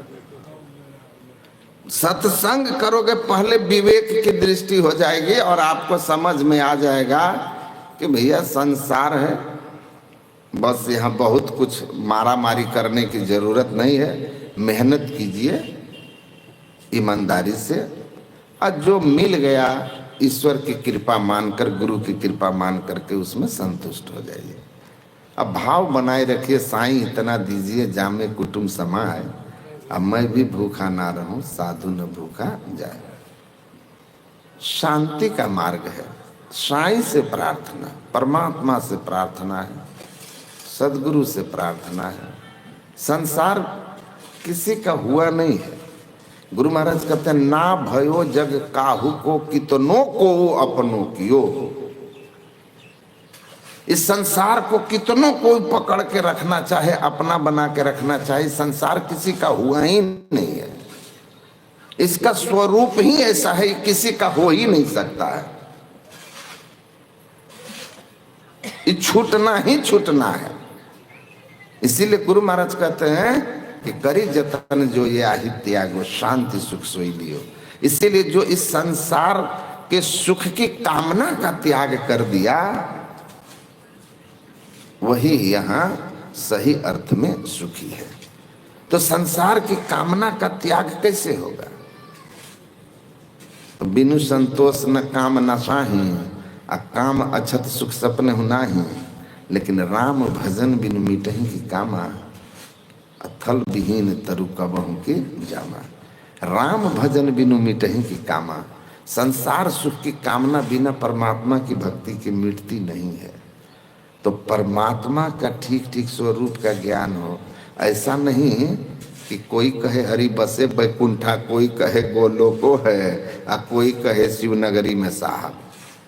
गोरखनाथ की वाणी है कि कोई कहता है परमात्मा बैकुंठ में है, या कोई कहते हैं गोलोक में है, और कोई कहेगा शिवनगरी में है, और कहते हैं भ्रमी भ्रमी भूली गुहेला है। सब भ्रम में पड़े हुए हैं, अज्ञानता में है।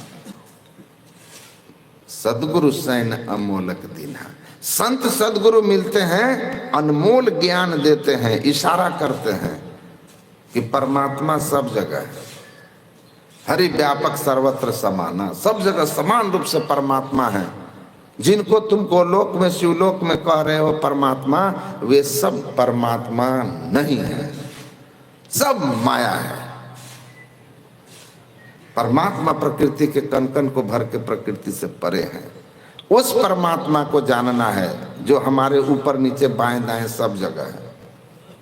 उसके लिए हमको आत्मदृष्टि चाहिए। वो आत्मदृष्टि के लिए साधन करनी है, नहीं तो भ्रम में पड़े रहोगे। जब ब्रह्मा विष्णु महेश्वर दुखिया तो उनके लोक में जाके तुम कैसे होगा सुखिया? कैसे होंगे? आप खुद सुखी नहीं हो सकते। एक पॉकेट मार दूसरे पॉकेट मार के पीछे लगा हुआ है और दोनों ही सोच रहा है कि कोई सेठ है, एक दूसरे के जेब मारने के चक्कर में है और दोनों कागज भर के रखा है भ्रमित करने के लिए। है दोनों जेब कतरा और दोनों एक दूसरे से धन चाह रहा है। इस संसार में सब दुखी एक दूसरे से सुख चाह रहा है। पत्नी सोच रही है कि पतिदेव हमको सुखी रखेंगे, अब पतिदेव सोच रहे हैं कि पत्नी सुखी रखेगी। पत्नी खुद भिखारी है, मांग रही है सुख दो, अब पति भी मांग रहा है सुख दो। दोनों एक दूसरे से वही मांग रहे हैं। इसका मतलब दोनों में से किसी के पास वो वस्तु है नहीं। होता तो मांगता क्यों? बाप बेटा से मांग रहा है, अब बेटा बाप से मांग रहा है। और सास बहू तो ज्यादा मांग करवे करते हैं एक दूसरे से, मिलता है। यही है, आप संसार में एक दूसरे से सुख चाहते हैं जो दुख में खुद पड़े हुए हैं। जो बेचारा खुद सुख के मामले में कंगाल है, उससे हम चाहते हैं कि हमको सुख दे दे। कहाँ से देगा? वो तो वही उम्मीद हमसे पाल रखा है कि मित्र काम आएगा विपत्ति में। अब मित्र सोच रहा है कि ये आएगा विपत्ति में। दोनों जेब से कंगाल है, दोनों का बैंक जो है अकाउंट सील किए हुए है माइनस बैलेंस के। ये स्थिति दुनिया की है। परमात्मा सुख स्वरूप, शांति स्वरूप, आनंद स्वरूप और उसी का सगुण साकार रूप सदगुरु, यही आपको सुखी दे सकते हैं। इसलिए कहा ईश्वर देव। गुरु महाराज कहते हैं सदगुरु की कृपा जब तक नहीं होगी ना, कोई उपाय नहीं। बिना गुरु की कृपा पाए नहीं जीवन उधारा है। तो सत्संग करके विवेक की दृष्टि होती है कि संसार में सब खुद दुखी है। ब्रह्मा विष्णु महेश खुद दुखी है, स्वर्ग में रहने वाले खुद दुखी है। इन सब से हमको क्या सुख मिलेगा? सुख स्वरूप संशय शमन दमन दुख सुख निधान हरि एक। सारे संशयों का नाश करने वाला असुख का खजाना एकमात्र परमात्मा है। एकमात्र परमात्मा है। तो परमात्मा को पाना है तो विवेक की दृष्टि हो जाएगी कि परमात्मा के अतिरिक्त और कहीं सुख नहीं है। और संसार इसको तो कितनों रिझाओ, कितनों अपना बनाओ, ये होने वाला नहीं है। अपना होने वाला नहीं है। एक आदमी थे, एक आदमी का गधा बीमार हो गया। गधा पाल रखा था, गधा बीमार हो गया। तो गधे के अब उसको हो गई सर्दी, सर्दी में छींके गधा। तो वह आदमी गया डॉक्टर के पास, कहा डॉक्टर साहब गधा हमारा बीमार हो गया है, जुकाम लग गया है, तो दवा दे दीजिए। तो अब जानवर वाली गोली तो बड़ी बड़ी होती है, तो बड़ी बड़ी 3-4 गोली दिए और कहे सबको इस सब गोली गधा को खिला दीजिए, सुबह शाम दोपहर ठीक हो जाएगा। कहा इतना बड़ा बड़ा गोली है कैसे खिलाएंगे गधा को? करे मुंह में डाल के खिलाइएगा। कहा गधा ऐसे खा लेता है तो गधा क्यों कहते हैं उसको? तो कहा नहीं खाता। बोला ना, कहा सब गोली को आपस में मिला के पीस लीजिएगा, पीस के चूर्ण बना लीजिएगा और उसके बाद एक पाइप लीजिएगा। अब पाइप के मुंह पर चूर्ण रख दीजिएगा और एक पाइप गधा के मुंह में डाल दीजिएगा और इधर से पाइप में जोर से फूंक मारिएगा। बस गधा के पूरे मुंह में चूर्ण जाके घुस जाएगा, मुंह में घुस जाएगा। अब तो जीभ में तलवा में सट जाएगा, चूर्ण भीतर भी चला जाएगा, तो चूर्ण गधा ठीक हो जाएगा। गधे के मालिक ने कहा बिल्कुल सही उपाय बताए डॉक्टर साहब, एकदम ऐसा ही करेंगे। गया पीस उस के ले गया, पाइप में डाल करके गधा के मुंह में पाइप डाला, एक पाइप अपने मुंह में डाला और लंबा सांस खींच रहा है, क्योंकि फूंक जोर से मारना है ना, सांस जोर से खींच रहा है। ये अभी सांस खींच ही रहा था कि तब तक गधा कहता गधा पहले ही छींक मारा जोर से, पूरी की पूरी दवाई इसी के पेट में घुस गया। वो गधा ठीक होता यही बीमार हो गया। अब गधे के खाने वाली 4 गोली आपके पेट में जाए, आप बीमार हो, यही बीमार हो गया।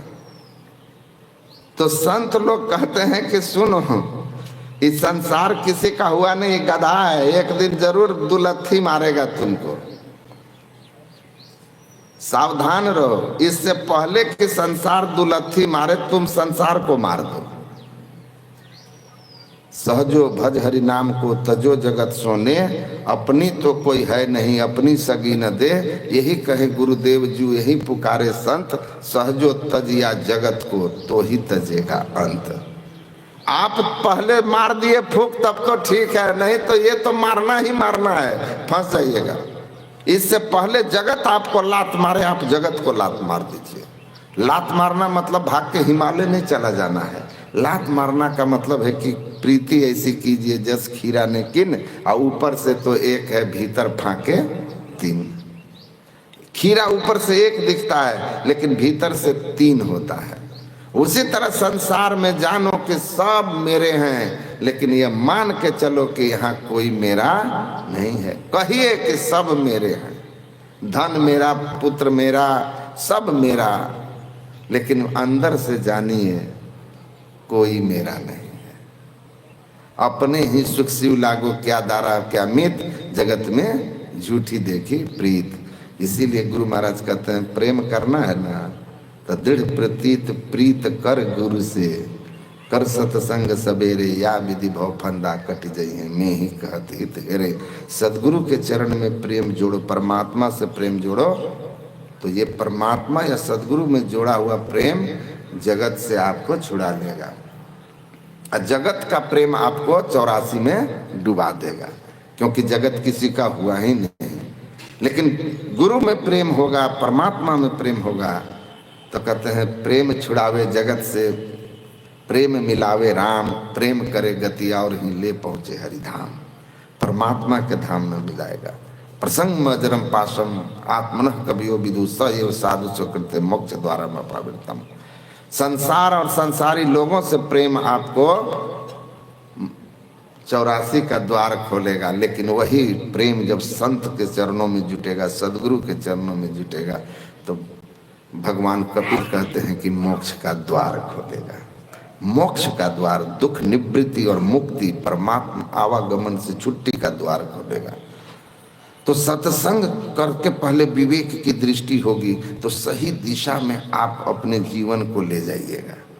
संसार से अपने आप को परमार्थ की ओर जोड़िएगा, क्योंकि बार बार विचार होगा ना। स्वामी विवेकानंद कहते थे कि if your intellect is repeatedly thinking that my happiness is in worldly things, then it will be bind to the worlds and the door of hell shall be opened. बार बार अगर आपका मन बुद्धि यह चिंतन करे कि हमारी खुशी संसार के किसी वस्तु में है, तो आपका मन बुद्धि जो है उस वस्तु से बंध जाएगी। अब आपको उस वस्तु के बिना रहा नहीं जाएगा। अगर वो मिल भी गया तब भी, और नहीं मिला तब भी, आपके लिए वह वासना जो है नरक का द्वार खोलेगा। लेकिन अगर आपकी बुद्धि बार बार यह चिंतन करती है कि my happiness is in God, मेरा सुख शांति जो है वो परमात्मा में है, then it will open the door of salvation. ये आपके लिए मोक्ष का द्वार खोलेगा। तो चिंतन किस तरफ है, मुक्ति किधर होगी, प्रीत कहाँ रखनी है, ये आपको सत्संग में आकर विवेक होगा। तो विवेक की दृष्टि इसको कहते हैं। सत्संगस्य विवेकस्य निर्मलम नयनद्वयम् यस नास्ति नरः अंधः कथं न स्यात् मार्गः। जो सत्संग नहीं करते उनको विवेक की निर्मल नेत्र नहीं होती है। अब विवेक की निर्मल नेत्र के बिना वह कथं न स्यात् मार्गः, कौन से ऐसे मार्ग पर कदम नहीं रखेगा जो मार्ग उसको दुख की ओर ले जाता हो। लेकिन विवेक की दृष्टि हो गई है सत्संग से, तो फिर उस दिशा में आप चलेंगे। जेहि मार्ग श्रुति साध लखावे तेहि मग चलत सबे सुख पावे। जो रास्ता संत महापुरुष बताते हैं, तो सत्संग करके विवेक होता है, तो हम सुख के ठीक ठीक मर्म को समझते हैं कि संसार और सांसारिक वस्तुओं में नहीं, परमात्मा में प्रेम करना है, परमात्मा की ओर चलना है, परमात्मा की भक्ति करनी है। तो साध कृपा बिनु मिलहि नहीं, करिए जतन अनेक। पर वे परमात्मा बिना साधु की कृपा के, बिना गुरु की कृपा पाए नहीं जीवन उधारा है। बिना सदगुरु के, बिना संत के कृपा के नहीं मिलता है। तो संत के शरण में जाइएंगे, विवेक की दृष्टि होगी, संत की सदयुक्ति मिलेगी। और उस सदयुक्ति से जब आप साधन करने लगेंगे, तो पहले मंत्र जप और इष्ट रूप के ध्यान से चित्त की शुद्धि होगी, और चित्त की शुद्धि होगी या तब दृष्टि होगी, या बिंदु ध्यान की क्रिया करने से अंधकार से ऊपर उठेंगे तो दिव्य दृष्टि होगी। और दिव्य दृष्टि से आप दिव्य लोकों का, दिव्य देवताओं का दर्शन करने की क्षमता प्राप्त कर लीजिएगा। गुरु महाराज कहते थे जिन्हें दिव्य दृष्टि हो जाती है वह यहाँ बैठे बैठे ब्रह्मलोक, शिवलोक, वैकुंठ लोक, सब लोकों में क्या चल रहा है सब देखते हैं। देवी देवताओं को देखते हैं, धरती के नीचे क्या है वो भी देखते हैं। कौतुक देखे शैल बना, भूतल भूरी निधान, उनसे कुछ छिपा नहीं रहता है। और तब नाद साधन करते हुए आत्मदृष्टि होती है। जब माया के चारों शरीर उतर जाते हैं, अब 3 पर्दे हट जाते हैं, तब चेतन आत्मा कैवल्य दशा में होती है। इसी अवस्था में जहाँ अपने स्वरूप का ज्ञान होता है उसको कहते हैं कैवल्य दशा। उसी दशा में आत्मदृष्टि होती है, और तब परमात्मा जो प्रकृति के कण कण में छिपे हुए थे अब हमारे लिए छिपे हुए नहीं है, वो व्यक्त हो जाते हैं। और तब सब जगह ओम ईशावास्मिदं सर्वम यद किंचित जगत्याम जगत, यह सचराचर जगत ब्रह्ममय है, एक कण भी कहीं परमात्मा से खाली नहीं है। उस परमात्मा को इस तरह जानने पहचानने की क्षमता आ जाती है, और तब आप में ही जो अनुभव ज्ञान हो, अनुमान क्या करे, आपको वह अनुभव हो जाएगा अमरत्व स्वरूप का। फिर जीवन से भय, दुख, संताप सब चले जाएंगे। तो ठीक ठीक ईश्वर के स्वरूप को जानकर उसकी भक्ति करिए तो अपना कल्याण होगा। बोलिए श्री सद्गुरु महाराज की। आरती कीजिए।